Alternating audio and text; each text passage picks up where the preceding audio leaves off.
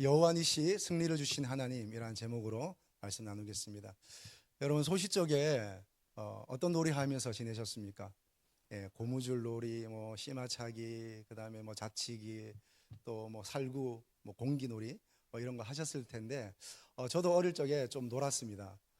열심히 잘 놀고 했는데 한 번은 이제 동네 형들하고 제가 이 술래잡기를 했습니다. 술래잡기를 하는데 이제 어떻게 하다 보니까 이제 친구들은 없고 형들하고만 같이 하는 거예요. 이 술래잡기를 형들하고 하니까 제가 위축이 되었습니다. 아, 내가 형들을 이길 수 있을까? 내가 빨리 도망갈 수 있을까? 이런 생각을 하면서 어쨌든 제가 다행히 술래는 되지 않았습니다. 그래서 이제 도망갈 준비를 하는데 제가 그러면서 옆에 있는 형에게 얘기했습니다. 형, 나 어떻게? 그렇게 하니까 형이 저에게 믿음을 불어넣어 주었습니다. 형이 저에게 말했습니다. 내가 구해줄게. 저 순간 저에게 굉장한 믿음이 신앙이 들어오는 시간이었습니다. 아, 믿음이란 이런 것이구나 하는 생각을 제가 했습니다. 그러나 뭐 그 믿음은 둘째치고 여러분 잡히는 것은 현실이 되었습니다. 얼마 가지 못하고 저는 잡히고 말았습니다. 그래서 그 무적행과도 같은 그 기둥에 묶여서 손에 손이 수갑이 되어서 잡힌 우리 형들과 함께 이렇게 손을 잡고 길게 늘어서 있었습니다. 그런데 저 멀리서 저에게 내가 구해줄게 라고 말했던 그 형이 멀리서 마치 그 영웅과 같이 이렇게 싹 이렇게 안개를 헤치고 나타나는 것 같았습니다. 와, 형이 왔구나. 약속을 지키는구나. 그렇게 생각하고 있는데 옆에서 누군가 외쳤습니다. 구세주가 오신다. 와, 저는 정말 교회에 있는 것 같았습니다. 구세주가 오신데 정말 그 제비와 같은 몸으로 순례를 제치고 저에게 달려들어서 그 묶인 손을 딱 끊어내고 모두를 해방시켜 주었습니다. 그는 어떻게 되었을까요? 쫓아오는 순례에게 잡혀서 그는 묶이고 우리는 해방되었습니다. 저는 부활신앙이라는 것이 이런 것이구나. 부활이란 이런 것이구나. 깊이 깨닫게 되는 시간이 되었습니다. 그는 죽고 그의 죽으심으로 나는 살게 되고 그는 묶이고 나는 살게 되는 이것이 구원이구나. 이것이 부활이구나 하는 생각을 제가 했었습니다. 여러분 제가 말씀 준비하면서 제가 챗GPT한테 물어봤습니다. 전쟁에서 이기려면 어떻게 해야 될까? 그래서 현대 전쟁에서 이기려면 무엇이 필요한지 5가지만 정리해서 나에게 말해달라고 했습니다. 그랬더니 챗GPT가 친절하게도 5가지를 말해 주었습니다. 정보의 우위와 사이버전 능력, 통합 지휘 및 C4SR, 정밀 타격 및 원거리 무기 체계, 전력의 기동성 및 신속한 배치력. 5번째, 심리전 및 여론전의 능력이라고 저에게 알려주었습니다. 너무나 친절하죠. 정말 맞는 말 같았습니다. 그런데 제가 이 5가지 읽으면서 제 마음에 아쉬움이 하나 있었습니다. 그거는 뭐냐면 이 5가지가 아무리 갖춰져 있어도 지휘관이 누군가에 따라서 그 전쟁은 이길 수도 있고 질 수도 있는 것입니다. 지휘관은 너무나 중요하지요. 여러분 오늘 말씀해 보니까 이스라엘 백성이 출애굽해서 가나안 땅으로 가는 길에 전쟁을 하게 됩니다. 아말렉이라는 족속과 전쟁을 하게 되는데 그 아말렉과 싸워서 이제 열심히 싸워서 이겨야 하는데 갑자기 모세가 다른 얘기를 하는 거예요. 여호수아에게 말하기를 너는 가서 싸워라. 나는 산 꼭대기에 올라가서 손을 들고 있겠다. 그렇게 말하는 거예요. 그런데 그 손을 들면 이스라엘 민족이 이기고 손을 내리면 이스라엘 민족이 지는 겁니다. 그러기를 반복하다가 옆에서 아론과 훌이라는 2사람이 도와줌으로 말미암아 결국 그 전쟁은 승리하게 됩니다. 그리고 마지막에 하나님이 선언하시는 것이 내가 이제 앞으로 아말렉과 대대로 싸우리라 그런 말씀을 하시는 겁니다. 그리고 오늘의 이야기가 마무리되는 것입니다. 여러분 다 승리하시기를 원하시죠? 이기길 원하시죠? 무엇이든지 간에 했으면 다 이기길 원하고 지는 것을 기뻐하는 사람은 없습니다. 다 승리하고 이기길 다 원하시죠. 여러분 우리가 삶에서 이런 싸움에서 이기기 위해서 우리가 어떻게 해야 될까요? 어떻게 하면 우리가 이 영적 전쟁에서 싸우고 이기고 할 수가 있을까요? 여러분 몇 가지만 살펴보겠습니다. 첫 번째는 영적 전쟁이 있음을 알아야 합니다. 우리의 삶에 영적 전쟁을 하고 있고 그 영적 전쟁이 우리 가운데 있다는 것을 우리가 인식해야 됩니다. 여러분 사람이 살다 보면 내가 지금 무엇을 하고 있는지 때로는 내가 어떤 것을 해야 하는지 잊은 채 그냥 휩쓸려서 살아가는 때가 많습니다. 그럼 언젠가 어떤 학생이 저에게 물었어요. 만약에 저희 친구들이 이 성경을 믿을 수 없다라고 말하면 제가 뭐라고 얘기해야 될까요? 라고 묻는데 제가 먼저 그 학생에게 얘기했습니다. 먼저 네가 이것을 좀 알았으면 좋겠다. 첫째는 우리가 보고 경험하는 것을 우리가 볼 때에 그것이 보이는 것만 생각하고 보이지 않는 것에 대해서 우리가 생각하지 못할 때가 많은데, 보이는 것이 있는가 하면 보이지 않는 것도 존재한다는 것을 우리가 알아야 된다라고 얘기를 했어요. 예를 들어서 이렇게 얘기했습니다. 우리는 이제 사랑이라는 말을 쓰는데 사랑이라는 단어를 사용하잖아요. 그죠? 누군가를 향해서 사랑한다고 얘기하고 성경에도 수없이 사랑이라는 단어가 나오잖아요. 그래서 서로 사랑해야 된다고 우리 알고 있습니다. 또 축복하고 할 때 사랑합니다, 축복합니다 이렇게 얘기하잖아요. 그렇죠? 근데 여러분, 사랑이 눈에 보입니까? 사랑은 눈에 보이지 않습니다. 그러면 눈에 보이지 않으니까 사랑이 없는 것입니까? 그렇게 말할 수는 없죠. 사랑은 눈에 보이진 않는데 그렇다고 해서 없다고 말할 수 없습니다. 왜냐하면 우리는 사랑을 경험하기 때문입니다. 어떨 때 경험하세요? 첫째는 내가 사랑할 때 경험하죠. 또 어떨 때 경험합니까? 사랑을 받을 때 경험합니다. 또는 누군가 서로 사랑할 때 그 사랑이 있음을 경험하게 되는 거죠. 여러분, 눈에 보이는 것을 통해서 우리가 경험할 수도 있지만 눈에 보이지 않지만 분명한 존재를 통해서 우리는 경험할 수 있습니다. 또 한 가지 질문 드릴게요. 여러분, 정신이라는 것이 보이십니까? 정신, 사람의 정신 눈에 보이나요? 보이지 않지만 우리는 다 알고 있습니다. 정신이라는 것이 있다는 것을. 그 정신은 우리에게 이렇게 하라고 저렇게 하라고 말하기도 하고 우리의 삶을 때로는 지배합니다. 그 정신이라는 것이 눈에 보이진 않지만 때로는 우리가 그 사람이 정신을 차리고 있는지 그 사람이 정신을 차리지 않고 있는지 다 알 수 있습니다. 여러분, 저도 알 수 있습니다. 지금 여러분이 정신을 차리고 계신지 정신을 차리지 않고 있는지 저는 알고 있습니다. 여러분, 주 앞에서 정신을 굳게 차리시길 축복합니다. 예, 여러분, 정신은 순간 놓으면 딴 데로 흘러가는 거예요. 그래서 여러분, 집중력을 발휘하셔서 오늘 정신을 차리시길 축복합니다. 뿐만 아니라 혼뿐만 아니라 여러분, 영도 있습니다. 영도 눈에 보이지 않지만 영이라는 것이 반드시 존재합니다. 영은 우리를 지배하고 영은 우리를 이끌어가고 영은 우리에게 영향력을 끼치고 영은 우리에게 말을 합니다. 그리고 그 영은 우리의 삶을 가는 길을 인도합니다. 그리고 우리의 강한 부분이든 약한 부분이든 거기에 와서 그 영이 원하는 방향을 향해서 우리를 움직여 갑니다. 어떨 때 움직여 갈까요? 내가 그 영에게 내 자신을, 내 마음을, 내 생각을, 내 행동을 내어줄 때 그 영은 나를 이끌어가는 것이죠. 여러분, 영은 눈에 보이지 않지만 영은 반드시 존재하는 것입니다. 여러분, 사람의 뒤에는 영이 있습니다. 사람이 움직일 때, 사람이 말을 할 때 그 뒤에서 움직이는 영이 있습니다. 여러분, 그 뒤에서 움직이는 영을 볼 수 있기를 축복합니다. 여러분, 그 사람이 나에게 말을 할 때요, 그 사람이 나에게 말을 하는 그 순간에 움직이는 영이 있어요. 그 영은 어떤 영일까요? 만약에 그 사람이 나에게 어떤 말을 할 때 그 사람 마음 안에 있는 그 동기를 움직이는 영이 있습니다. 그 동기를 움직이는 영이 그 사람 마음에서 어떤 말을 하도록 움직여가는 것이죠. 여러분, 또 보세요. 사람이 나에게 어떤 말을 해서 내가 들었을 때에 그 말은 우리는 어떻게 듣습니까? 들리는 문자 그대로 듣습니까? 아니면 그 사람의 마음을 읽어서 듣습니까? 아니요, 그렇지 않습니다. 우리는 그 말을 해석합니다. 그 말을 해석할 때에 그 말을 해석하도록 움직여가는 어떤 존재가 있는데 그것이 영이에요. 예를 들어서 보세요. 어떤 한 사람이 나에게 이런 말을 했다고 쳤을 때 우리는 그 말을 그 사람의 마음과 달리 나는 내 상황과 내 관계와 또 내가 처한 어떤 입장에 의해서 내가 그 말을 듣는 것이거든요. 여러분, 그런 경우 많아요. 그 사람은 그냥 그 말을 했을 뿐이에요.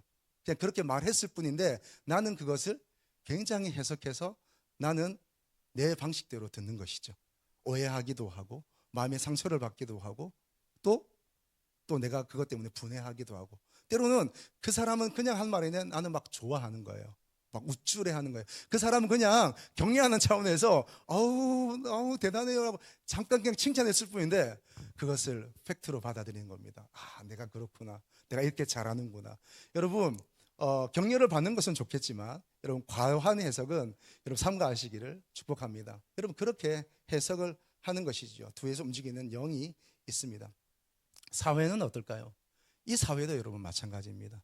이 사회도 우리가 보기에는 이 사회가 이렇게 그냥 흘러가는 것 같아 보이지만 여러분 이 사회를 움직여가는 어떤 영의 존재들이 있습니다. 여러분 우리는 왜 전쟁을 할까요? 여러분 이 사회는 왜 악함이 아직도 사라지지 않는 걸까요? 여러분 아이를 함부로 대하거나 학대하거나 또는 여성을 함부로 대하는 이런 일들은 왜 아직도 일어나고 있는 것일까요? 학교에서, 직장에서 누군가를 외톨이시키는 이런 일들, 그런 일들은 왜 일어날까요? 여러분 뭐 나라의 전쟁은 둘째치고 우리는 아직도 왜 이렇게 다투고 싸우고 이렇게 사는 것일까요? 여러분 근원적인 악이 있습니다. 여러분 사람이 사람을 대해서 그렇게 하는 것 같아 보이지만 사실상 그 뒤에는 근원적인 악의 존재가 있습니다. 근데 그 악은 어디서 활개를 칠까요? 그것을 자신에게 내어주는 자에게 악은 들어와서 활개를 치는 것입니다. 그럼 제가 어떤 곳에 갈 때마다 이렇게 가끔 마리오네트를 볼 때가 있습니다. 그럼 마리오네트는 아시죠? 그 마리오네트를 한참 보고 있으면 정말 그 저 목각 인형이 자기의 의지를 가지고 막 움직이고 또 진짜 본인이 막 말하는 것 같아요. 그런데 아시는 대로 그 뒤에는 그 줄을 달아서 움직이는 사람이 있습니다. 여러분 그 마리오네트는 자기가 움직이는 게 아니죠. 그것을 뒤에서 움직이는 그 사람에 의해서 움직여 가는 것입니다. 여러분 우리가 사는 이 세상도 이런 원리가 있습니다. 뒤에서 움직이는 어떤 영두가 어떤 존재에 의해서 이렇게 움직여 가는 것이죠. 자 여러분 그러면 우리가 이 영적 전쟁을 한다고 할 때에 우리의 이 영적 전쟁의 대상은 누구일까요? 에베소서 6장 12절의 말씀 같이 읽겠습니다. 우리의 씨름은 혈과 육을 상대하는 것이 아니요 통치자들과 권세들과 이 어둠의 세상 주관자들과 하늘에 있는 악의 영들을 상대함이라. 아멘. 네, 여러분 우리는 이 세상을 살 때에 우리는 자꾸 사람들하고 싸워요. 우리 대상하고 싸워요. 자녀하고 싸우고 부부간에 싸우고 부모님과 싸우고 또 직장 가면 누군가와 싸우고 직원과 싸우고 이렇게 자꾸 우리는 어떤 사람을 싸움의 대상으로 합니다. 그러나 성경은 분명히 우리에게 얘기해요. 우리가 이런저런 싸움이 있겠지만 그러나 그 싸움의 진짜 대상은 사람이 아니라 어떤 제도가 아니라 그 훨씬 더 위에 윗도는 어떤 존재가 있다는 것들이에요. 보세요. 권세들과 통치자들과 어둠 세상 주관자들과 하늘에 있는 악의 영들을 상대함이라. 여러분 이것을 우리가 아시기를 축복합니다. 여러분 우리가 어떤 삶을 살고 누구를 대하고 때로는 자기가 원하는 것을 얻기 위해서 열심히 살고 하지만 여러분 우리가 사는 이 대하는 이 모든 사람과 물질 그 이외에 어떤 영이 있다는 것을 우리가 아시기를 축복합니다. 그래서 그 영들과 우리는 싸워가는 것이죠. 여러분 베드로전서 5장 8절 말씀도 같이 보겠습니다. 근신하라 깨어라 너희 대적 마귀가 우는 사자같이 두루 다니며 삼킬 자를 찾나니. 아멘. 근신하라 깨어라 너희 대적 마귀가 우는 사자와 같이 두루 다니며 삼킬 자를 찾는다고 그랬어요. 예전에 동물의 왕국 좀 보셨어요? 동물의 왕국 볼 때에 항상 그런 거 있잖아요. 어떤 맹수 사자와 같은 그런 맹수가 그 사냥하는 것을 보여줍니다. 그 사냥할 때 여러분 예를 들어서 어떤 영양의 무리가 있다, 사슴의 무리가 있다. 그러면 사자나 표범 같은 이 맹수가 그냥 그 무리가 있다고 해서 배가 고프다고 해서 그냥 막 달려들어서 그들을 잡아먹지 않습니다. 어떻게 해요? 기다립니다. 기다리고 숨을 죽여 기다리면서 뭘 기다릴까요? 반드시 그 무리에서 떨어져 나오는 개체가 있거든요. 그 어떤 개체가 떨어져 나올 때까지 그것이 어린 새끼이든 아니면 뭔가에 정신이 팔려서 떨어져 나오는 무엇이든 간에 그 무리에서 떨어져 나오는 그 개체가 있기를 잠잠히 기다립니다. 그러다가 마침내 그 개체가 떨어져 나올 때에 그냥 손살같이 달려들어서 그것을 잡고 그 목을 물어뜯고 마침내 먹잇감으로 삼는 것이죠.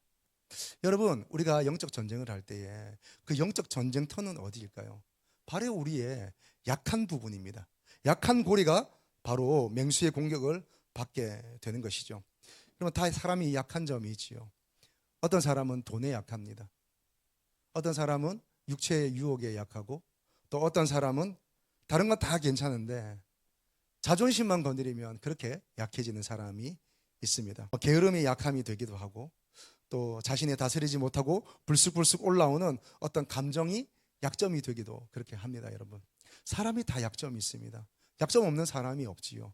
근데 여러분, 우리가 기억하실 것은 그 약점이 바로 사단이 나를 공격하는 약한 고리가 된다는 거예요. 그 약점을 우리가 강점으로 만들어야 될 이유는 뭐냐면, 그 약점을 있는 그대로, 사람이 다 그렇지 뭐, 남자가 다 그렇지 뭐, 여자가 다 그렇지 뭐, 다 그렇지 뭐. 사람이 직장 생활을 하다 보면 그럴 수도 있는 거지 뭐, 사업하다 보면 그럴 수도 있는 거지 뭐 라고 생각하는 순간, 그것은 약한 고리가 되어서 사단의 밥이 되고 마는 거예요. 여러분, 이 약한 고리를 여러분의 강점으로 만드시기를 축복합니다. 그렇게 해야 하는 것입니다. 그러면 우리가 이 영적 전쟁에서 승리하기 위해서 어떻게 해야 할까요? 여러분, 출애굽기 17장 오늘의 말씀 9절에서 11절의 말씀 같이 볼 텐데요. 제가 9절 읽겠습니다. 같이 10절 11절 읽어주십시오. 모세가 여호수아에게 이르되 우리를 위하여 사람들을 택하여 나가서 아말렉과 싸우라. 내일 내가 하나님의 지팡이를 손에 잡고 산 꼭대기에 서리라. 여호수아가 모세의 말대로 행하여 아말렉과 싸우고, 모세와 아론과 훌은 산 꼭대기에 올라가서 모세가 손을 들면 이스라엘이 이기고 손을 내리면 아말렉이 이기더니. 아멘. 여러분, 우리가 어떤 전쟁, 또 나의 연약함과 싸우고 하나님의 통치에 도전하는 어떤 세력과 싸우려고 할 때에 우리가 가장 먼저 해야 되는 일은 무엇일까요? 그것은 다른 것이 아니라 하나님 앞에 손을 드는 것입니다. 하나님 앞에 손을 드는 것입니다. 여러분, 말씀해 보세요. 오늘 모세가 여호수아에게는 너는 가서 이 아말렉과 싸워 이기라 라고 그렇게 말하고 나서 본인은 어디로 갔습니까? 산 꼭대기로 올라갔어요. 그 산 꼭대기로 올라가서 그는 무엇 했습니까? 손을 높이 들었습니다. 여러분, 손을 든다는 것은 몇 가지 의미가 있습니다. 첫 번째, 손을 든다는 것은 항복의 의미가 있죠. 항복. 하나님 앞에 항복하는 겁니다. 하나님, 이 전쟁은 나에게 속한 것이 아니고 내가 할 수 있는 것 아니고, 하나님, 내게 능력이 없습니다. 하나님, 이 싸움의 주도권은 하나님께 있습니다. 하나님 행하여 주십시오라고 하는 겁니다. 여러분, 우리가 영화나 드라마 같은 거 볼 때 손을 들잖아요. 그죠? 이게 총을 겨누면 손을 들잖아요. 손은 든다는 것은 투항의 의미가 있습니다. 손을 든다는 건 뭘 의미할까요? 여러분, 손을 들 때에 여러분 손에 무기를 잡고 손을 드는 사람이 있습니까? 아니면 순간 손을 들더라도 이내 무기를 내려놓고 빈손을 들게 되어 있습니다. 이 빈손은 뭘 의미할까요? 내가 당신을 해야 할 어떤 무기도 내 손에는 없습니다라고 말하는 겁니다. 여러분, 손을 든다는 것은 투항을 의미하는 거죠. 여러분, 우리가 하나님 향해 손을 든다는 것은 하나님께 항복하는 겁니다. 하나님께 복종하라, 그리고 마귀를 대적하라. 하나님께 투항하고 하나님께 손을 들 때에 우리는 영적 전쟁에서 이길 줄로 믿습니다. 또 손을 든다는 것은 찬양을 의미하는 것이죠. 찬양. 세상 유혹 시험이 내게 몰려올 때에 나의 힘으로는 그것들 모두 이길 수 없네. 거대한 폭풍 가운데 위축된 나의 영혼, 어찌할 바를 몰라 헤매이고 있을 때 주를 찬양, 손을 들고 찬양. 전쟁은 나에게 속한 것 아니니 주를 찬양, 손을 들고 찬양. 전쟁은 하나님께 속한 것이니. 아멘, 아멘. 전쟁할 때 누구를 찬양해요? 주를 찬양하는 겁니다. 전쟁은 누구에게 속했다고요? 하나님께 속했으니. 여러분, 우리의 삶은, 우리의 영적 전쟁은, 우리의 삶의 전쟁은 어떤 사람에게 있는 것이 아니라, 그리고 그것이 주도권이 나에게 있는 것이 아니라 하나님께 있습니다. 할렐루야. 하나님을 향해서 손을 드는 거예요. 하나님께 항복하고 하나님을 찬양하는 것입니다. 여러분, 또 하나 손을 든다는 것은 기도를 의미하죠. 기도를 하나님께 기도하는 것입니다. 여러분, 기도는 능력입니다.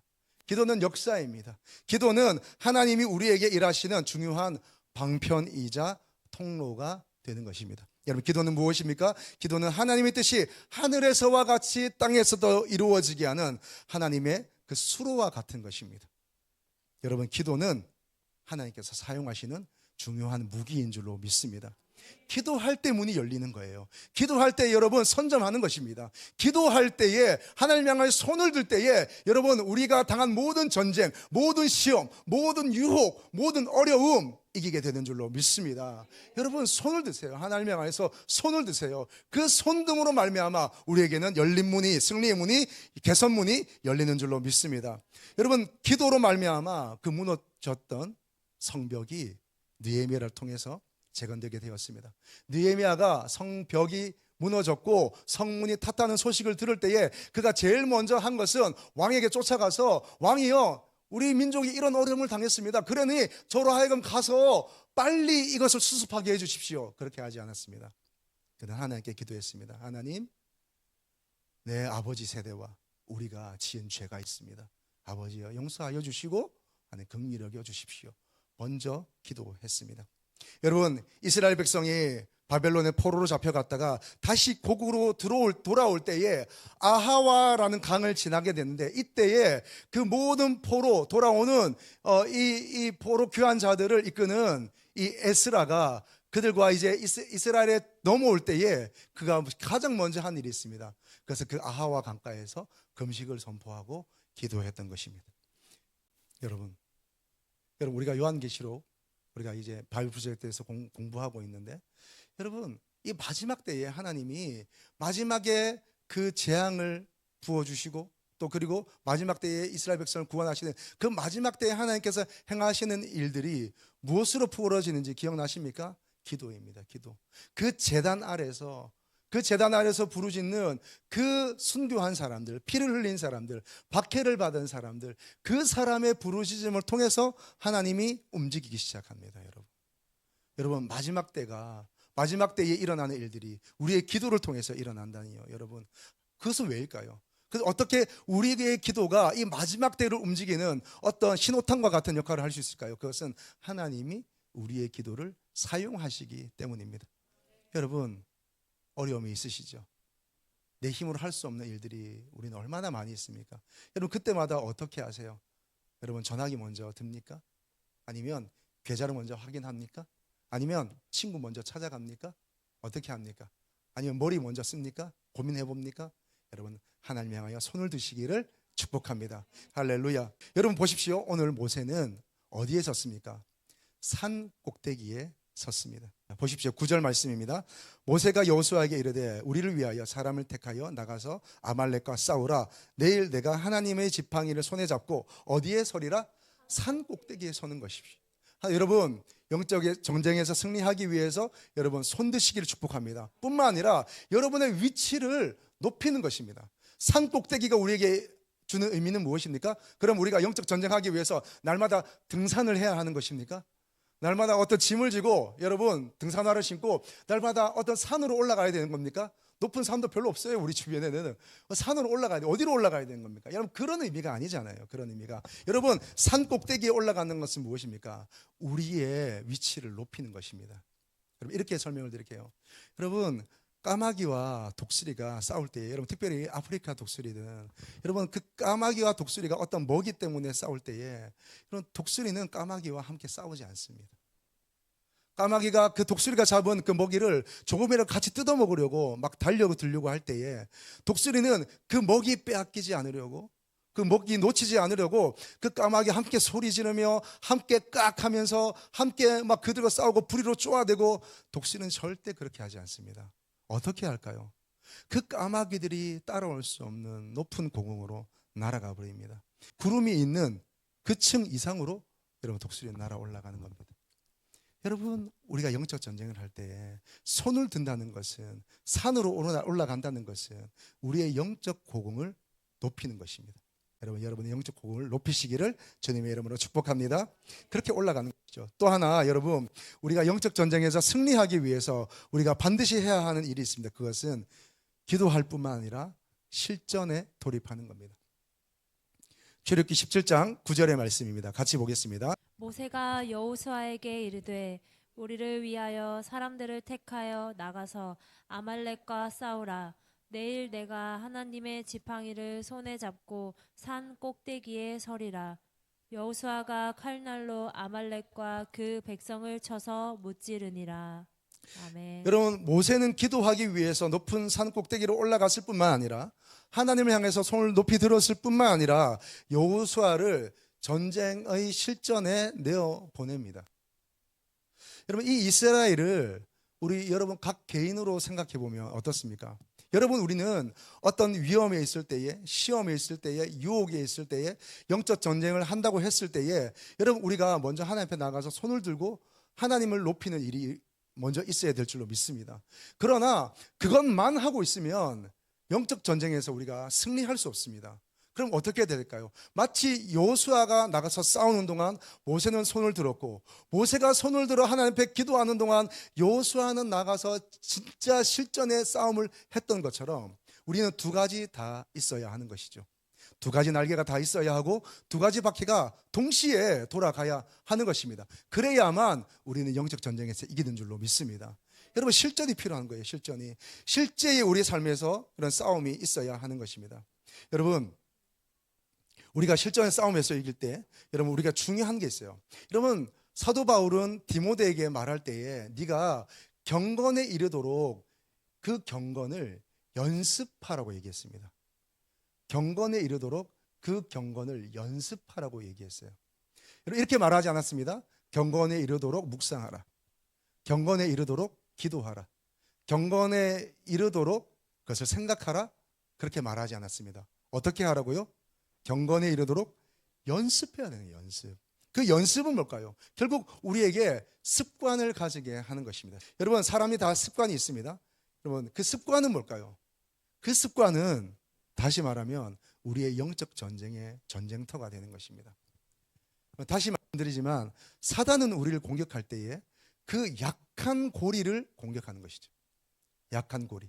그러면 우리가 어떤 습관을 가지고 있든지 간에 그 습관은 우리로 하여금 영적 전쟁터가 되는 것인데, 사단은 그것이 만약에 약한 고리가 된다고 하면 그 약한 고리를 비집고 들어와서 우리에게 공격하고 들어오는 것이죠.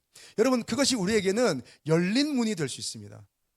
아니, 하나님을 향해서 열어놓는 문이 아니라 사단을 향해서 열어놓는 문인 것이죠. 여러분, 사단은 우리의 습관을 통해서 그것을 열린 문 삼아서 우리의 삶에 쑥한이 들어와서 우리의 삶에 또아리 틀고 앉아서 우리에게 주인 노릇하는 것이죠. 여러분, 사람은 다 생각의 습관이 있습니다. 생각은 결과를 낳게 되어 있습니다. 생각이 어떠하다면 사람도 어떠하게 되어 있습니다.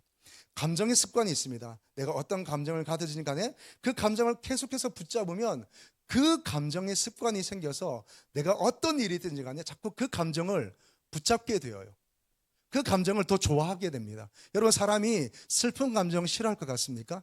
분노하는 감정 사람이 싫어할 것 같습니까? 그렇지 않습니다. 자꾸 그 어떤 슬픈 생각, 슬픈 마음을 붙잡으면 붙잡을수록 그 슬픈 마음들은 자꾸 우리 가운데 더 증가되고 확장되어집니다. 여러분, 우리가 화를 내잖아요. 여러분, 화도 습관이거든요. 자꾸 화를 내고 분노를 터뜨리는 그런 습관을 자꾸 하잖아요. 그러면 그것이 나의 삶이 되어집니다.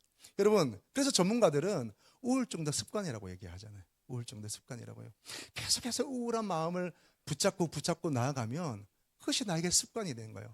분한 마음 계속 붙잡고 나아가면 그 분한 마음, 여러분, 사람이 다 서러운 마음이 있죠. 분한 마음이 있죠. 그죠? 여러분, 사회생활 하면서 어떻게 그런 일이 없겠습니까? 여러분, 다 그런 마음이 있겠지만, 그러나 중요한 건 뭐냐면 그 마음을 붙잡지 않는 겁니다. 어떤 내게 분한 마음, 내게 서러운 마음, 그 슬픈 마음을 붙잡지 않는 거예요. 붙잡지 않고 다른 선한 마음을 붙잡기 시작할 때 우리는 마음의 습관이 달라지는 것입니다. 언어도 습관이 있습니다. 말은 절대 공기의 진동으로 끝나지 않습니다. 말은 내 모든 생각과 감정이 분출되는 분화구와 같은 것입니다. 여러분, 언어만큼 영적 전쟁이 일어나는 장소도 없습니다. 말이야말로 우리에게 진짜 전쟁을 가져오는 거죠. 또 있습니다, 여러분. 행동의 습관이 있습니다. 바울은 영적 아들에게 네가 경건의 얘기를 연습하라 한 것처럼, 여러분, 우리가 어떤 행동을 하게 되면, 어떤 삶을 살게 되면, 그것을 반복하게 되면 그것이 나의 습관이 되는 거죠. 여러분, 제가 지금 습관 얘기했습니다. 습관. 왜 습관 얘기할까요? 이것이 영적 전쟁터거든요. 이것이 사단이 우리를 공격하는 공격 포인트가 되고, 이것이 약한 고리가 되거든요. 여러분, 어떤 습관을 가지고 계세요? 어떤 생각의 습관을 가지고 계세요?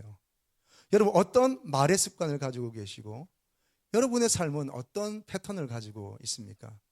여러분, 그거 아무것도 아닌 것 같아 보이지만, 여러분, 그것이 결국은 사단의 나를 공격해서 내가 무너지는 순간이 되는 것이거든요. 여러분, 이길 수 있기를 주님의 이름으로 축복합니다. 여러분, 러셀 폴드렉이라는 사람이 여러 가지 이제 좋은 책을 쓰면서 습관의 알고리즘이라는 책을 썼습니다. 습관의 알고리즘. 이런 습관이 알고리즘을 가져온대요. 알고리즘을. 내가 이 습관을 가지면 그 습관으로 파생되는 다른 연결고리들이 있다고 하는 것이죠. 여러분, 출애굽기 17장 15절 16절 한 번 더 읽어보겠습니다. 출애굽기 17장 15절 16절입니다. 같이 읽겠습니다. 모세가 제단을 쌓고 그 이름을 여호와 니시라 하고 이르되 여호와께서 맹세하시기를 여호와가 아말렉과 더불어 대대로 싸우리라 하셨더라. 아멘. 여러분, 바다를 항해하는 많은 배들이 있습니다. 그 배들은 여러 종류가 있지요. 어떤 배는 컨테이너를 실어 나르는 무역선이기도 하고, 또 어떤 배는 고기를 잡는 어선이기도 합니다. 승객을 이동시키는 여객선도 있고, 크루즈 같은 유람선도 있습니다. 여러분, 만약에 교회를 배에 비유한다면 교회는 어떤 배일까요? 교회는 유람선일까요? 아니요, 그렇지 않습니다. 교회는 전투함입니다. 그럼 교회는 전투하는 교회입니다. 성도는 군사입니다. 성도는 아름다운 신부이기도 하지만 동시에 전투하는 군사입니다. 하나님이 우리를 아름다운 신부로 부르신 것은 거룩하라고 신부로 부르신 것이고, 하나님이 또한 우리를 군사로 부르셨습니다. 그것은 전투하게 하시는 것이죠. 여러분, 때로는 우리가 피를 흘릴 수도 있습니다. 때로는 우리가 대가를 지불해야 할 수도 있습니다. 최선을 다했는데도 당장 승리하지 못한 듯한 그런 상황이 있을 수도 있습니다. 많은 것을 잃을 수도 있고 바닥까지 내려가야 하는 그런 것들을 경험할 수도 있습니다. 여러분, 그러나 우리가 보이는 것, 우리가 처해진 것에 마음 뺏기지 말아야 할 것은 우리에게 승리의 대장이 있기 때문입니다. 할렐루야. 여러분, 우리에게는 승리하신 대장이 있습니다. 그분은 누구십니까? 그 장수 누구입니까? 우리 주 예수 그리스도이십니다. 예수님이 모든 것을 다 이미 이기셨습니다. 여러분, 우리가 영적 전쟁에서 승리하기 위해서 아주 중요한 것이 있습니다. 그것은 이미 승리하신 예수 그리스도 안에 있는 것입니다. 그 안에서 하나님을 향하여 손을 들고, 그 안에서 우리가 삶의 습관을 말씀에 비추어서 말씀대로 그 습관을 만들어 가는 것입니다. 그럴 때 여러분, 우리는 전쟁에서 승리할 수 있습니다. 여러분, 먼저는 우리의 삶에 영적 전쟁이 있음을 잊지 마시기를 축복합니다. 잊지 마세요, 여러분. 매 순간이, 매 삶이 우리는 영적 전쟁입니다. 마음을 놓는 순간 우리는 지고 마는 거예요. 또 하나, 여러분, 우리가 하나님 앞에 손을 드는 겁니다. 왜냐하면 이 전쟁은 나에게 속하는 것이 아니라 하나님께 속해 있기 때문입니다. 또 어떻게 해야 됩니까? 그러면 기도만 하고 앉아 있으면 됩니까? 찬양만 하고 있으면 됩니까? 아니요, 여러분. 우리의 삶을 쳐서 복종시켜야 되는 줄 믿습니다. 내 삶의 습관, 내 삶의 패턴, 이런 것들을 말씀에 맞추어서 그 말씀이 나를 주장하도록, 그 말씀이 나를 이끌어가도록 여러분, 내가 그 말씀에 순종하여 내어드려야 하는 것이죠. 여러분, 그럴 때의 승리가 있습니다, 여러분. 그러나 그 승리는 내가 만들어가는 것이 아니라 우리 대장 되신 예수 그리스도로 말미암아 우리에게 주어지는 것입니다. 내가 생산하는 것이 아니라 주어진 것입니다. 여러분, 우리에게 허락하신 이 승리 붙잡으시기를 축복합니다. 주를 향하여 손을 들고 영적 복음을 높이 올리고 그리고 여러분 삶의 습관을 새롭게 하시기를 축복합니다. 그럴 때 우리에게 승리가 있습니다. 할렐루야. 같이 기도하겠습니다.